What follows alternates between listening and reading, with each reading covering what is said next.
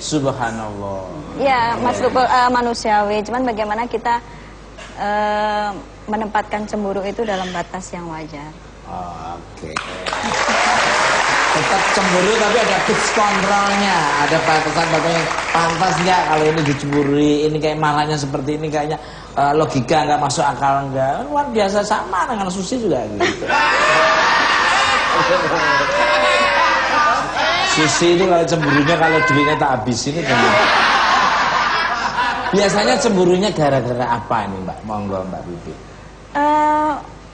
Mungkin kalau sesuatu yang saya anggap berlebihan mungkin ya. Mungkin itu atau misalnya salmi apa?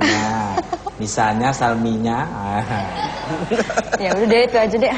Apa sih? Aku nggak jelas sih.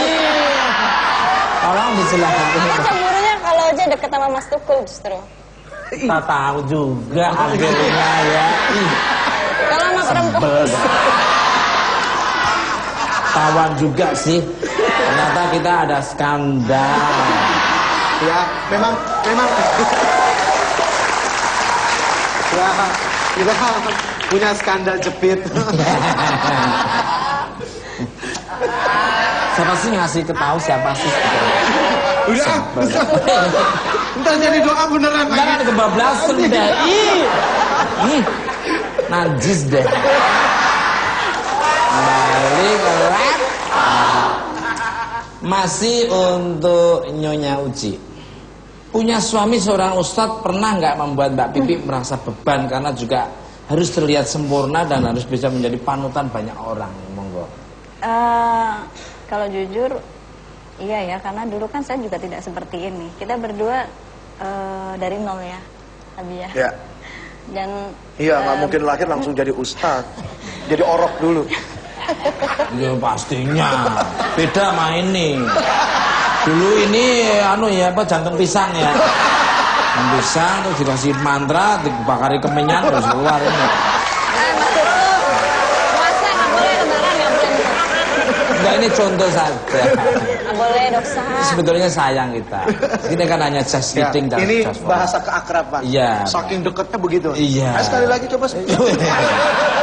Rasulullah dulunya juga seneng humor ya, Senang bercanda. Tapi humornya Rasul itu luar biasa. Iya, lebih canggih. Iya. Pemikirannya tuh beda lah harus, kecerdasan Rasul dengan tuh. Ya jauh. Paling enggak kita harus mengikuti beliau yang seneng humor lah. Karena humor itu awet muda, ya toh? Ini pahalanya paling banyak. Duh, duitnya ala barokah. Setiap hari tuh kerjaannya nyenengin orang. Padahal aduh bitter hamen. Iya. Padahal belum tentu di diri kita ada yang senang. Coba bayangin kamu sekali-sekali di rumah saya seminggu aja dah. Tahu kesibukan saya sama istri saya kayak apa itu. Kamu nanti akan sebel sendiri. Enggak, tadi nyampe mana tadi? Tadi udah dijawab belum? Kan? Sampai mana tadi? Loh, saya tahu, aku sampai mana coba. Cariin sendiri aja dong Mbak Mam. Iya, jadi karena memang dulu saya juga nggak seperti ini gitu. Jadi ya alhamdulillah banyak dapat pelajaran dari suami saya. Dan memang karena saya sebagai istri ustaz dilihat ya, jadi bagaimana cara bersikap saya gitu. Tapi ya itu kembali lagi bahwa manusia kan tidak ada yang sempurna. Gitu.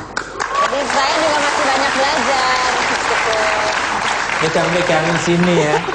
Saya di rumah jarang loh istri saya megang sini. Sini terus tuh. Gelayutan. Memang ini bibir ayunan monyet apa? Megang sini.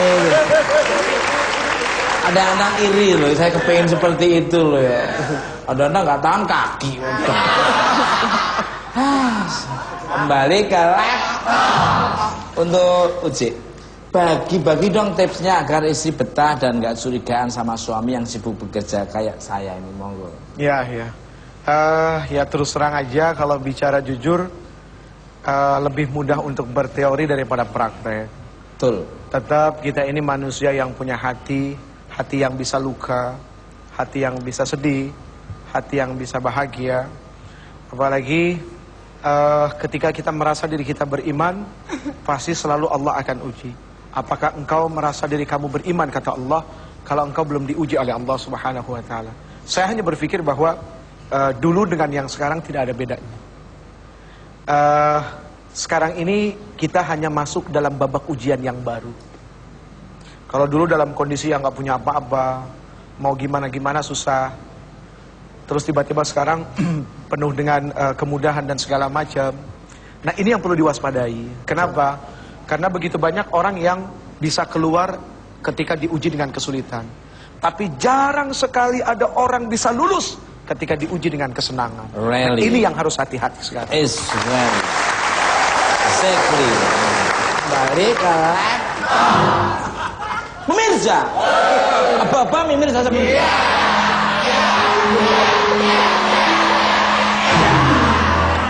Bintang tamu saya kali ini seorang wanita cantik. Cantik. Istri yang solehah, yang selalu mengidamkan keluarga yang sakinah mawadah. Sakinah mawadah warohmah. Who is that? Langsung aja kita sambut Devi Permatasari. Cinta yang tulus di dalam hatiku telah bersemi karenamu.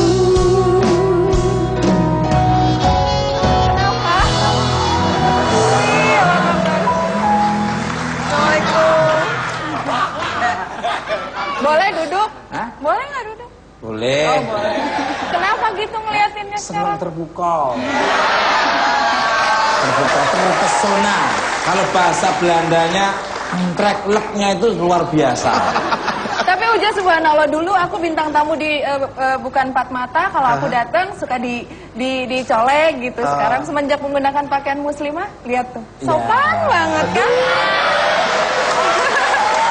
Berarti jawabannya jelas. Kalau Mas Tukul tidak mau dicolek, pakai baju begini.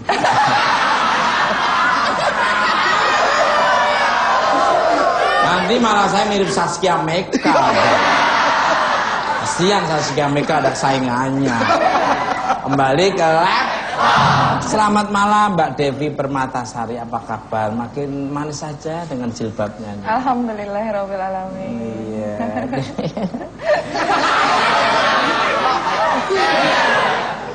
Susi kalau pakai jilbab kok kayak lemper gitu. Ini beda ini. Ini bisa enak gitu ya. Boleh mencela istri. Enggak, maksudnya tuh kan hei jangan berlebihan. Mas, tak belain, tenang. Ini sesama suami. Yang dimaksud kayak lemper itu adalah apa? Seorang istri yang selalu bisa mengenyangkan suami. Betul. Betul. Jadi suami ketika keluar rumah, jadi ketika suami keluar, dia nggak lapar lagi lihat perempuan lain. That's right. Apalagi istrinya lemper itu isinya macam-macam. Ada sosis, ada daging, ada macam-macam. Berarti istrinya itu komplit. Jadi ngapain saya makan lemper-lemper lain? Kembali lagi ke Mbak Devi ini. Apa ini yang menyebabkan Mbak Devi akhirnya berjilbab? Apakah baru saja mendapatkan ilham? Monggo. Sebenarnya dari dulu sudah pingin, tapi ada satu saat di mana saya habis sholat duha, tiba-tiba saya merasa saya harus menutup aurat saya dengan sempurna. Jadi ya mulai saat itu saya tutup jilbab, pakai jilbab gitu. Subhanallah. Oh, ya. Istrimu kalau bisa suruh kayak gini. Tapi kayak gitu nggak bisa diperintah ya, nggak bisa dipaksa ya. Dengan sendirinya ya Pak Ustadz ya. Ya memang ada proses. Ya, ya. Cuma kalau bisa prosesnya jangan kelamaan nanti basi. Oh, Gitu. buruan.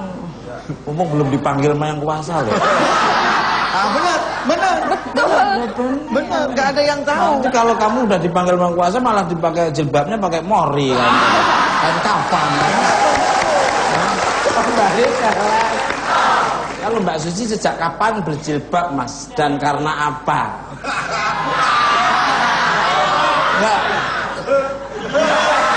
Nggak tahu dia itu ikut-ikutan.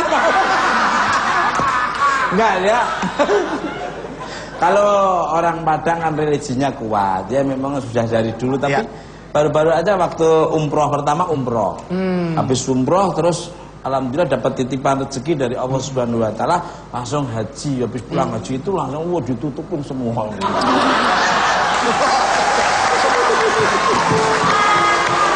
Kita tadi ngobrol lagi. Jangan genap. Oke, Mas ini bukan Pat. Terima kasih. Kembali ke lab untuk Mbak Devi Permatasari. Listen. Nah, kalau bahasa Belandanya itu adalah horen atau denger. Nger. Kalau bahasa Jawanya ngukrungu. Mbak ini selalu mendapat rezeki lebih di bulan puasa dengan jualan kue. Is that true? Please tell me. Ada beberapa usaha sampingan selain syuting memang. Kalau dulu sebelum menggunakan hijab, saya memang punya bisnis kue yang saya bikin sendiri dan kebanyakan kue-kue kering. Dan kalau kue-kue kering itu biasanya kan memang momennya Lebaran. Nah, semenjak saya menggunakan jilbab, sekarang saya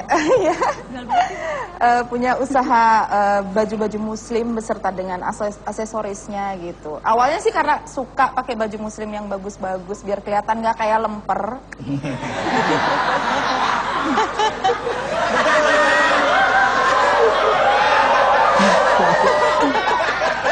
Jadi berangkat dari situ terus banyak yang suka. Mbak Pipik juga suka kadang-kadang. Jadi ya gitu deh. Karena kita satu pengajian dengan Mbak Pipik. Oh, luar biasa. Saya ketua, dia ibu wakil Luar ketua. biasa. Amazing. Ketemu di sini. Kue ya, kue kering ya. Sama istri saya juga gitu ya. Keren. Bikin kue kirim ke toko-toko. Iya. Dari kira-kira 20 toples ya, yang laku 5, yang 15 jamur semua.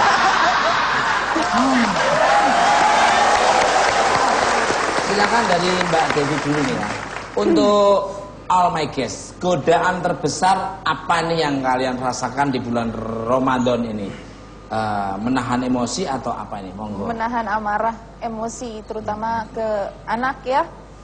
Karena kan memang kalau ngasuh anak itu kan menuntut kesabaran yang tinggi. Nah sementara kalau kita puasa yang namanya perut lapar kayak gitu-gitu kan lebih gampang emosi. Godaan terberat adalah menahan emosi marah. Really. Monggo dari Mbak Pipi. Hampir sama sih Mas. Apalagi saya punya anak 4 gitu. Jadi lebih ya itu godaannya lebih ke menahan amarah ya. Apalagi kalau anak udah yang alhamdulillah anak yang pertama kedua mereka puasa gitu. Luar biasa. Monggo dari Kalau saya godaan yang terbesar saya adalah diri saya sendiri. Ya. What's wrong? Why do you smile? Iya. Kita ini nggak usah berpikir keluar. Apa yang ada di luar itu adalah bekal ujian yang seandainya kita cerdas hati, mereka bisa jadi ilmu buat kita. Jadi godaan itu adalah diri kita, bukan orang lain. Justru orang lain menjadi ujian, lulus atau tidakkah kita. Jadi ketika bicara ujian nggak harus bicara Ramadan. Betul. Tidak harus di bulan hari. puasa. Ya. Setiap hari kita selalu diuji oleh Allah Subhanahu wa taala. That's right. Kembali ke laptop. Pemirsa. Apa pemirsa?